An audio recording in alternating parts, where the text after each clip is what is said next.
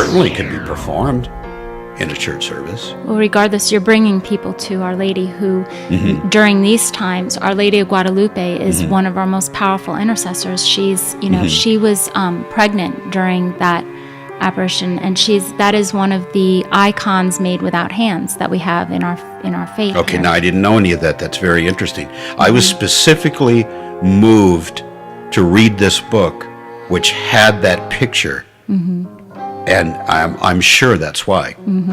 I'm sure that's why. And that's how it works. You don't go, okay, today I'm going to go to the library and I'm going to go directly to this book, and that's going to give me all the answers I need for the next 6 months, and it's going to guide my life in the perfect, positive, correct way. It doesn't quite work that way. You kind of stumble on it, and you kind of go at it like, let me try this.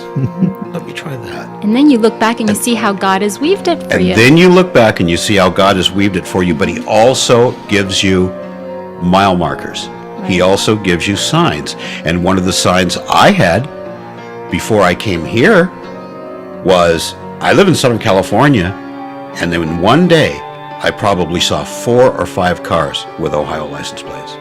See? He was leading you here. That's this right. is the heart of it all, This is that you're on the right track. It's working. I've set this course for you, and I'm showing you this so that you understand that you haven't strayed from the path. a lot of good confirmations along the way. Right. And I truly, truly believe in that. I like to call them God incidences. Okay. That those are not coincidences. They're God incidences. Yes. Okay, I like that. I might steal that from you, by the way. And I stole it from my cousin, actually. Okay. I actually like that. Yeah, and those are confirmations. Those are confirmations that the Holy Spirit is working in our life, and when He takes a little thing that you may think is little and illuminates it for you, and you can see the connections, and like you said, the mile markers, and that's a beautiful thing because you can have trust and faith to move forward. What about the album that you're working on now? The record that I'm working on right now, do you mean mixing and getting it ready to come out, or because I'm writing the music for what will be my 4th commercial album to come out. I'm writing the music for it and composing the music. Oh, so you're in the process of it right now? Right. The other thing is done. It's just being mixed. So with that, I go to my engineer. I have I was blessed by having a phenomenally talented engineer. To mix and get my music ready to be mastered, and then once it's mastered, that's like the final process, and then it's all set up and the volumes are all set, and then after that it's just time to start printing up discs. And you were talking a little bit before about the story behind the piece that you're working on now. It's a love story between a pirate? Oh, now I'm not working on that now. That's done. Oh, it's that's just being mixed. It's a love story between a pirate, and his name is Emiliano, and he has a love interest, and she would be like an island girl, for lack of a better way to say it. She would be, like a kind of like a Pocahontas of the Caribbean, and her name is Roseblood, and it's part of a love story between them. And what's on the record is a condensed version, because the whole thing would take too long. Okay. So you have the beginning of the operetta, you have the middle, which is where Christy sings her arietta, and then you have the finale, the music going out, the outro music. And that was sung. So I condensed it. Okay. Because to just put the whole thing on, well, that's too much for that's almost a whole record in itself. Okay. It's too much. The arietta, is it sung in Latin, and it's to the... It absolutely is in Latin, and I will tell you why. Because one of my idols is Stravinsky, and he's the only other composer that I know of. I know there's more that did it, but I don't know of them, or I don't know the text. He's the only other person I know that wrote an opera in Latin. That's a very unusual language to write an opera around. And I don't speak Latin. I speak Spanish fluently, but I don't speak Latin. So I had to rely on the good graces of your sister to bring me a Latin text that was suitable and that's how that came about. And what you're talking about is the Ave Maris Stella, which is a prayer in our Pieta book, Right. which is a prayer book. And that's what I used to turn into this piece of music, which is titled Ocean Star. Ocean Star. Ocean Star. That's beautiful. So I would like to ask you, what would you love, as your listener is experiencing your music, what is the vision that you have that you would like to leave them with? Well, I'm a firm believer in not telling anybody very much or as little as possible about what they're going to hear. They'll do the rest. I would like them to be inspired. Naturally, I would like it if they liked it and if they listen to it a lot. But I'm afraid the true answer to your question is that's completely up to them. If I played one of my pieces of music for you and I played one for him, you might be inspired in a different way. And what the music, what you think about, you'll always think that whenever you hear that piece of music. That's the musical imprint. And what he thinks about when he hears it, he'll always remember that too. It'll go back to the first time that he heard it, and he'll be inspired, and he'll think about that thing. And I would hope that process, be free and clear for everybody, because people perceive things differently.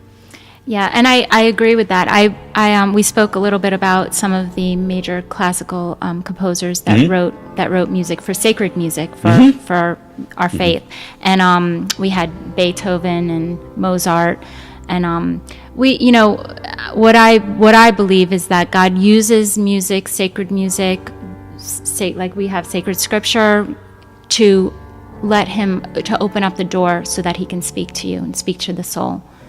So that's a beautiful way of. I've never actually had somebody say to me, "Your music has inspired me in a way that brought me closer to God." If that happened, that would be great. Well, but I actually have not heard that yet. Well, I can tell you. You're going to. Okay. Very I'm soon, going I to can tell tell. you. I heard a clip, and I'm not sure which clip it was. You can hold, but I've been allowed to listen to a clip of your music, and it sounded to me like an angelic choir that you were playing for a heavenly choir of angels. So for me, I believe that heaven, we talked about it, music. I believe that we know the angels sing to glorify God, and heaven is filled with beautiful music. So for me, it was a glimpse into what we are going to see. Well, thank you for sharing that. It was beautiful. That was good to hear. So you heard it first. Now I was inspired on a piece of music that I wrote called Pieces of Jupiter. I was inspired by an angel that played the horn. I think the name was Gabriel. And so I put 3 stacked flugelhorns on that piece of music. Okay. So that's one incident. See, We are St. Gabriel Radio. We are St. Right. Gabriel Radio. That works out well. So you might want to think of adopting that as kind of your theme music. Okay. We could definitely put something there on the top of the hour IDs. That'd be fun. Yeah, that would be. We'd love to have it. Well, Kelly, we would like to thank you for coming in. Yeah, we do appreciate it. It's been great just having a chance to talk to you for the show here and just sort of sit back and chat about music and the way God's inspired you to do what He's doing. I want to thank you very much for having me. It made me feel very comfortable, and it's been great to share. And it's been a very, very good experience. Any last things you'd want our listeners to know? Yeah, I kind of wanted to tell a story that I thought please would be Please. kind of interesting. I don't want to bore people with all these things that I think is really entertaining or interesting or profound, but we were raised in the Lutheran church, and my little brother, who's probably the greatest guitar player that ever lived, he was responsible in reviving the career of Ozzy Osbourne. Now you have a big compromise there, because you have a person who, when he passed on, was still living at home with my mom, and he was exposed to a world and a life that was quite different than what we were brought up, and he handled it very, very well. And I can remember asking him, you must see some things that are a very big challenge to you. Tell me something that you saw that you said to yourself, I can't believe I'm seeing this. I can't believe I'm living through this. So he told me about a concert they did in Germany, and they said that somebody brought Ozzy a gift, and they put it up on stage. And I said, well, what was it? And he said it was a dead goat. And I said, they brought Ozzy a goat? And he said, yeah. And I said, what did you think about that? He said, well, they were bikers and stuff like that, and a lot of motorcycle gangs there.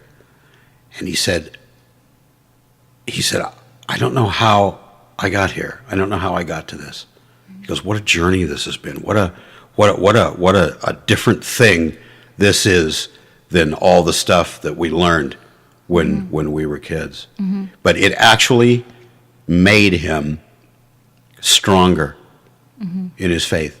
It inspired him, and it even made him more determined and more secure in his faith.